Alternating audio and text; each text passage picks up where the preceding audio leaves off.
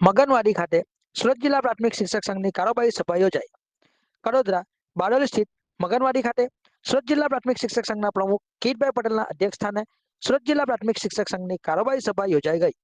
આ પ્રસંગે જિલ્લા સંઘ, રાજ્ય સંઘના હોદ્દેદારો, તાલુકા ઘટક સંઘના પ્રમુખ, મહામંત્રીશ્રીઓ તથા સુરત જિલ્લાના તમામ કારોબારી સભ્યો હાજર રહ્યા હતા. પ્રારંભે સુરત જિલ્લા પ્રાથમિક શિક્ષક સંઘના મહામંત્રી અરવિંદભાઈ ચૌધરીએ ગત સભાનું પ્રોસિડિંગ વાંચનમાં લીધું હતું. નાણામંત્રી પ્રવીણભાઈ ત્રિવેદીએ વર્ષ 2023 થી 2025 સુધીના હિસાબો રજૂ કર્યા હતા, જે સર્વાનુમતે બહાર રાખવામાં આવ્યા હતા. સભાના અધ્યક્ષસ્થાનેથી કિરીટભાઈએ સુરત જિલ્લા પ્રાથમિક શિક્ષક સંઘને આગામી અધિવેશન, ચૂંટણી અધિકારીની નિમણૂક, બંધારણના નિયમ 5, સભાસદ રદ કરવા બાબતના પેટા કાયદામાં સુધારો તથા અન્ય પડતર પ્રશ્નો વિગતવાર ચર્ચા હાથ ધરી હતી.